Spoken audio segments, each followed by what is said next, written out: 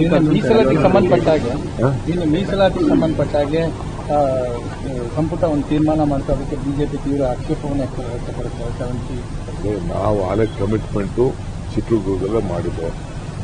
ಆ ಪ್ರಕಾರ 7-6 ಮಾಡಿದ್ದು. ಈಗ ಪರ್ಸೆಂಟೇಜ್ ಕಡಿಮೆ ಆಯಿತು. ನಮ್ಮ ಯುವಕರಿಗೆಲ್ಲ ನಾವು ಎಂಪ್ಲಾಯ್ಮೆಂಟ್ ಕೊಡಬೇಕು. 56,000 ಜನಕ್ಕೆ ಕರೆದಿದ್ದೀವಿ. ಅದನ್ನು ನಾವು ಸ್ಟ್ರಾಂಗ್ ತರಬೇಕು ಅಂತೇಳಿ ನಾವು ಏನು ಮಾತು ಕೊಟ್ಟಿದ್ದು ಆ ಪ್ರಕಾರ ಆ ಪ್ರೊಫೆಷನೇಟಲ್ಲೇ ಎಲ್ಲರೂ ಒಪ್ಕೊಂಡಿದ್ದಾರೆ. ಒಂದೇ ಪೋಸ್ಟ್ ಇತ್ತು, ಯಾರಿಗೆ ಹೋಗೋದು ಅನ್ನೋದು ಒಂದು ದೊಡ್ಡ ಪ್ರಶ್ನೆ ಇತ್ತು.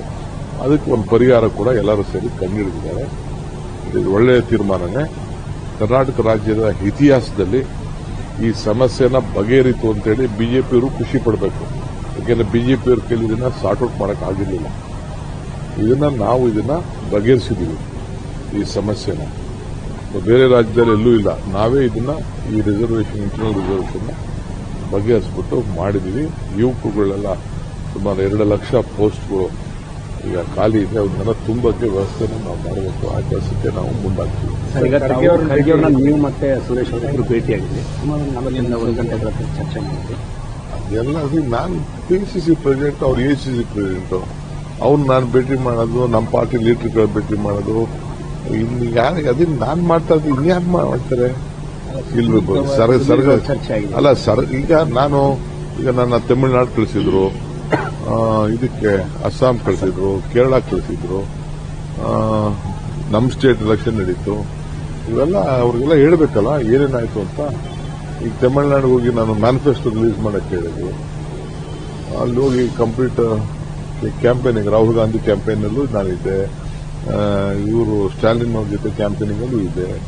ಕೇರಳಲ್ಲೂ ಅಷ್ಟೇ ಕ್ಯಾಂಪೇನಿಂಗ್ಗಳಲ್ಲೂ ಇದ್ದೆ ನಾನು. ಇಲ್ಲೂ ಕೂಡ ಅಸ್ಸಾಮಲ್ಲೂ ಇದ್ದೆ. ಈಗ ಅಸ್ಸಾಂಗೆ ಕೊನೆ ದಿನ ಒಂದಿನ ಹೋಗ್ಬೇಕಾಗ್ತದೆ. ಇವೆಲ್ಲ ನನ್ನ ಡ್ಯೂಟಿ ಏನಾದ್ಮೇಲೆ ನಾನು ನಮ್ಮ ಕನ್ಸರ್ನ್ ಆಫೀಸ್ ಬೇರರ್ಸ್ಗೆ ಆಮೇಲೆ ಪ್ರೆಸಿಡೆಂಟ್ಗೆ ನಾನು ಬ್ರೀಫ್ ಮಾಡಲಿಲ್ಲ, ಇನ್ಯಾರು ಬ್ರೀಫ್ ಮಾಡ್ತಾರೆ? ಒಬ್ಬ ಸೀನಿಯರ್ ಅಬ್ಸರ್ವರ್ ಆಗಿ ಏನೇನಿದೆ ಅಂತ ಹೇಳಿ ನಮ್ಮವರೆಲ್ಲ ಬಹಳ ಕಾನ್ಫಿಡೆಂಟ್ ಇದ್ದಾರೆ. ಅಸ್ಸಾಮಂದು ಕೂಡ ಬಹಳ ಕಾನ್ಫಿಡೆಂಟ್ ಆಗಿದ್ದಾರೆ, ತಮಿಳುನಾಡು ಕಾನ್ಫಿಡೆಂಟ್ ಆಗಿದ್ದಾರೆ, ಕೇರಳ ಕಾನ್ಫಿಡೆಂಟ್ ಆಗಿದ್ದಾರೆ. ಅವೆಲ್ಲ ಕಾನ್ಫಿಡೆಂಟ್ ಆಗಿದ್ದಾರೆ. ದಾವಣಗೆರೆ ಬೈ ಎಲೆಕ್ಷನ್ ವಿಚಾರಗಳು ಕೂಡ ಚರ್ಚೆ ಆಗ್ತಾ ಇತ್ತು. ರಿಪೋರ್ಟ್ ಏನಿಲ್ಲ, ಎರಡೂ ಗೆಲ್ತೀವಿ. ಚರ್ಚೆ ಏನಿಲ್ಲ, ಗೆಲ್ತೀವಿ. ಸರ್, ಈಗ ಮೇ 4 ಹತ್ರ ಬರ್ತಾ ಇದೆ. ಅಂದ್ರೆ ಫಲಿತಾಂಶ ಆದ್ಮೇಲೆ ಕರ್ನಾಟಕದ ಸಮಸ್ಯೆಯನ್ನು ಬಗೆಹರಿಸ್ತೀವಿ ಅನ್ನೋ ನಿಟ್ಟಿನಲ್ಲಿ ಹೈಕಮಾಂಡ್ ಯಾವ ಸಮಸ್ಯೆನೂ ಇಲ್ಲ. ಸಮಸ್ಯೆ ನಿಮ್ಗಿದೆ ಅಷ್ಟೇ, ನಮ್ಗೆ ಯಾವ ಸಮಸ್ಯೆ ಇಲ್ಲ. ಭಿನ್ನಗಳಿಲ್ಲ ಸರ್ ಪಾರ್ಟಿಯಲ್ಲಿ.